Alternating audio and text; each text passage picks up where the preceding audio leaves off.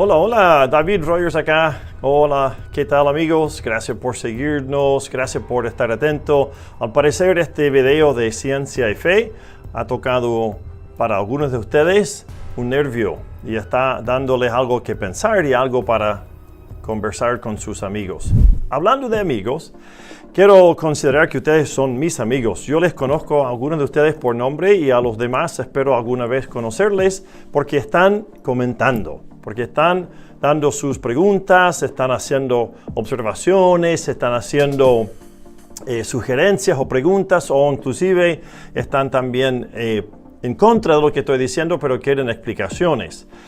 Eso es lo que nos ayuda como canal a ser visto en YouTube. Así que amigos, ustedes saben cómo ayudar, ¿verdad? Aplastar el botón, suscribirse, poner me gusta y también poner quiero notificaciones. Pero no solamente eso, necesito que me ayuden con preguntas. Recuerden que en el video pasado sobre ciencia y fe les dije por favor pongan sus preguntas. Bueno, me di cuenta que olvidé yo poner la pregunta. Entonces la voy a volver a poner en los comentarios para que ustedes las puedan conocer y la pueden opinar, la pueden responder. Así que en esta serie Ciencia y la Fe hay mucho para conversar y hoy día espero también a darles algo interesante para dejarles ahí meditando. Ahora, para comenzar, estamos con esta siguiente frase. Quiero ver si estás de acuerdo o en desacuerdo. Simplemente eso. ¿Estás de acuerdo o en desacuerdo? Y esta es la frase. Citando, dice así: por la simple causa que hay leyes como la ley de la gravedad, el universo creará a sí mismo. Lo voy a repetir. Por el simple hecho o la simple causa que hay leyes como la ley de la gravedad, el universo creará a sí mismo. Cierre comillas. No te voy a decir qué no dijo. Quiero que lo pienses momentáneamente, ¿ya? Antes que explico quién dijo eso. Pero, como te dije en delante, quiero que conversemos. Quiero que aquí haya una conversación sana, positiva, abierta y también, sobre todo, respetuosa. Yo sé que hay personas que nos siguen acá en el canal que no son cristianas o que no están de acuerdo con lo que yo expongo acá y está perfectamente bien eso, porque quiero conocer lo que usted está pensando o lo que usted está meditando como para llegar a entender lo que son sus conclusiones. Ahora, esa frase que dije en delante la voy a volver a citar una vez más. Está dicho por el físico más famoso del siglo XX, quien vivió hasta principios del siglo XXI. Está dicho por el famoso Stephen Hawking. Y este es: por la simple causa que hay leyes como la ley de la gravedad, el universo creará a sí mismo. Esto lo dijo en su libro El Gran Diseño, lo escribió con Leonardo Molinoff, algo así, es el apellido, en su libro El Gran Diseño. Ahora, yo le hago la siguiente pregunta. ¿Es lógica esa afirmación? ¿Es verdad esa afirmación? Si usted está de acuerdo, tendría que entonces mostrar que la ley de la causa y el efecto no funciona o no es aplicable. Sin embargo, yo creo que la causa y el efecto justamente demuestra que esa es una imposibilidad. Él dice, debido al hecho que hay una ley de gravedad, el universo creará a sí mismo. Eso es como decir en forma matemática lo siguiente: si tienes X, será su resultado X. O sea, teniendo X, termina con X. Pero eso es incoherente. Podrías decir, dado X, se podría producir Z. Pero no se crea a sí mismo ninguna cosa. ¿Usted se creó a sí mismo? ¿El universo se creó a sí mismo? ¿Las leyes crean a sí mismas? No, no es coherente. Eso es básicamente una estupidez, lamentablemente decirlo. Espero no ofender a las sensibilidades de nadie, pero no tiene ningún sentido que algo pueda crearse a sí mismo. Muy a lo contrario, la ley de la causa y el efecto comprueba que el universo no pudo haberse creado a sí mismo. Esta frase lo tenemos que entonces mirar de acuerdo a lo que es una de las más grandes trampas de la ciencia moderna. Y es el hecho que a veces los científicos dicen cosas sin reconocer sus propios prejuicios o sin entender sus propias presuposiciones. Ahora, yo sé que Hawking y otros también, como Lawrence Krauss de la Universidad de Arizona, como algunos más, tratan de demostrar, Peter Atkins y otros, que son ateos, ¿verdad? O al menos agnósticos, que las cosas del mundo no necesitan ninguna causa. Pero lo que está pasando ahí es que están metiendo de manera de contrabanda una presuposición. Y luego nos acusan a nosotros como cristianos a insertar nuestras presuposiciones. ¿Dónde está entonces la justicia en eso? ¿Cierto? ¿Dónde está? No hay. Hawking, curiosamente, ocupó la silla o la cátedra del mismo famoso Isaac Newton, quien descubrió la ley de la gravedad. Y qué curioso es eso, ¿no? Porque Newton llegó a conclusiones muy diferentes que Hawking, habiendo estado los dos en ese puesto de ser el famoso profesor, ¿verdad? Estimado en la Universidad de Oxford. Esto nos pone a la luz lo siguiente. La ciencia puede revelar algo, puede descubrir algo, puede apuntar a algo, pero es la interpretación de ese algo, ese hecho, esa verdad, que se tiene que tomar en cuenta si es justamente coherente o no. Es un asunto totalmente diferente. Entonces, la ciencia, si bien es cierto, pretende dar respuestas a nuestro mundo, a nuestra realidad, tiene que ser mirada, tiene que ser evaluada a la luz de ¿qué cosa? ¿Cuáles son las suposiciones del científico o los científicos?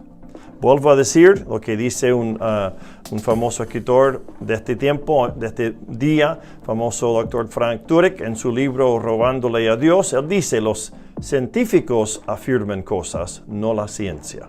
Ahora, yo les quiero mostrar a otra persona que también tenía presuposiciones, pero que esto obviamente ha cambiado hasta el mismo mundo en que vivimos.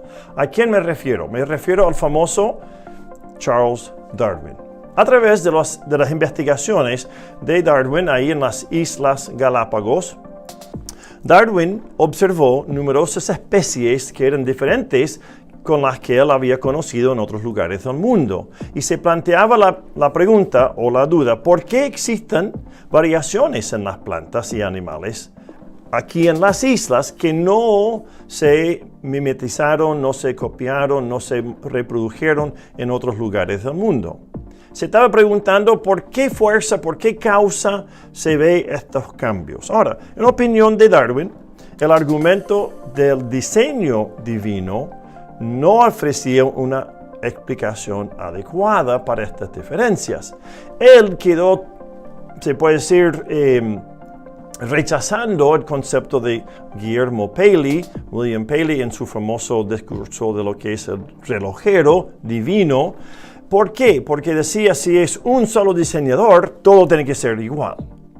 Por lo cual, Darwin trató de interpretar estos hechos, y esa es la palabra importante, un concepto de diseño que daba lugar a diferencias. Ahora, al parecer, eso es inocente y es legítimo. Sin embargo, Darwin tenía ya una presuposición filosófica que no se menciona muy raras veces. ¿Cuál es? Según el pensamiento de Charles Darwin, él hacía eco de un texto bíblico en su planteamiento de que, y cito acá, todas las naciones de los hombres eran de una misma sangre.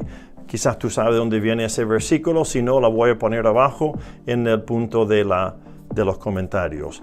Una misma sangre. Basándose en observaciones entonces de que una descendencia uniforme podría incluir fácilmente animales y criaturas y seres vivientes, inclusive plantas, Darwin empezó a elaborar una teoría que podría transformar el estudio de la vida. Su punto de vista, su punto de partida, era la creencia abolicionista, de la abolición de la esclavitud. En ese momento, justamente, las primeras décadas del siglo XIX, había una fuerte ola de anti-esclavitud en todo, básicamente en Inglaterra y algunos otros países de Europa. Su creencia, a base de que todos éramos de una misma sangre, según él, era objetivo suficiente para explicar que como las razas de los seres humanos, como los vegetales, inclusive las plantas y los animales, incluyendo la mente y el cuerpo humano, se podrían originar a través de una descendencia común por medio de leyes naturales divinamente ordenadas. Ahora, eso suena bonito hasta ahí, porque dice divinamente ordenadas.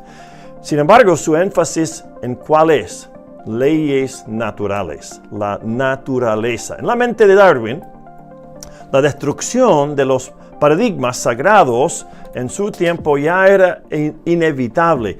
El señor James Moore, quien escribe en este libro un capítulo sobre la historia y la vida de Darwin, cita algunas de sus anotaciones de sus cuadernos, y el mismo Moore hace ver lo que dijo Darwin de su postulación. Escucha. Moore señala lo siguiente citándole a Darwin. Cito: semejante teoría, la que mencioné, la repito, leyes naturales creaban la naturaleza de una misma sola fuente, de un solo origen.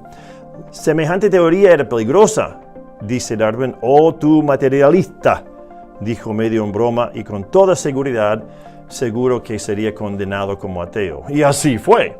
Eso está en el libro de Darwin publicado en el año 1987, apuntes de él, página 29. Voy a poner ese libro también en los comentarios. Desde aquí, de esta postulación, de esta presuposición, Darwin desarrolló el concepto de la teoría de la selección natural.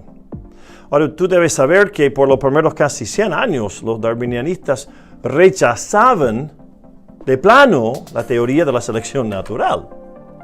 Solamente hasta el siglo XX, más o menos poco antes del centenario del libro El origen de las especies, 1950, 1940 por ahí, empezaron los científicos a decir, no, pero tiene que haber alguna adaptación de esta selección natural que podría explicar tanta diversidad y tanta complejidad. Pero Darwin, desde su libro, postuló que por medio de leyes naturales, él podía imaginar que el Creador había formado tanta diferente diversidad. Ahora, ¿cuál es su talón de Aquiles? ¿Cuál es la piedra de tropiezo acá? Él de plano quiso rechazar, o si se quiere, contradecir el concepto del relojero divino por William Paley. Eso quiere decir que, otra vez lo repito, los científicos hacen afirmaciones, no la ciencia. Hay que distinguir entre la ciencia netamente objetiva y los científicos. Y eso a veces no se toma en cuenta. No solamente Darwin, pero también Roberto Wallace consideraba que sus teorías de descubrimiento de las especies era, entre comillas, puramente científico. Y ambos hombres introdujeron como de contrabando el cambio de filosofía hacia el naturalismo. El naturalismo es el problema. Por las puras leyes de naturalismo no se crea ninguna cosa, no se genera ninguna cosa. El naturalismo está gobernado por y controlado por leyes, por lo cual hay que entender de dónde vinieron las leyes. Hay que recordar que la investigación científica se trata del cómo, del por qué o del qué, pero no de las causas. Se trata del cómo o el qué, pero no el por qué. Un ejemplo común que varios científicos usan hoy en día es la vida tan corta de la mosca común y corriente que se ve con su corta vida, pero su profuso ciclo de puesta de huevos. Los científicos pueden formular varias diferentes hipótesis al respecto al por qué ponen tantos huevos, pero no pueden dar la razón de por qué entonces es corta su vida y tan profusa su reproducción, tan prolífica. Una pregunta de este tipo ya ahonda en la teleología de las moscas, la finalidad, su objetivo de ser, su razón de ser, su causa no solamente el efecto. Esta fue una pregunta entonces que nos hace ver que Darwin ya había metido de manera sutil el naturalismo y él estaba convencido que le iba a traer grandes y fuertes consecuencias. Hay una segunda cosa con respecto a Darwin antes que termine este video hoy en día, y es que en la mente de Darwin, su libro, y quiero leerles una cita otra vez de mi libro que estoy divirtiendo aquí, conocer y pensándolo y también tratando de digerirlo.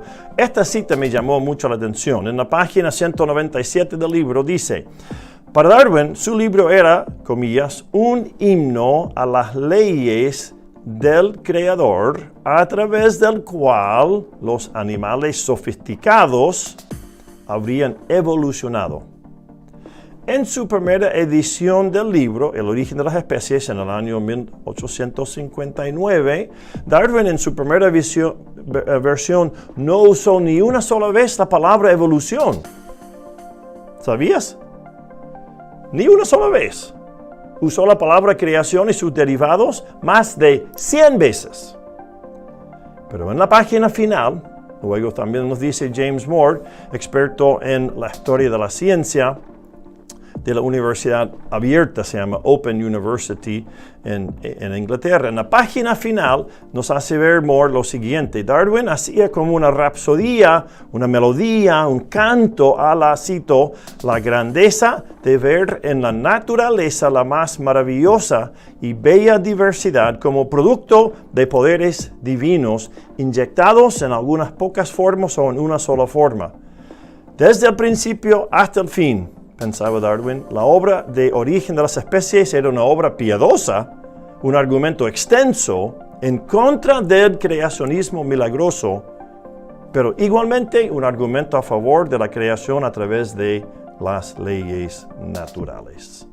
Cierre comillas. ¿Qué quiere decir eso, amigos? Darwin observó, pero interpretó los hechos. Los científicos observan, pero interpretan los hechos.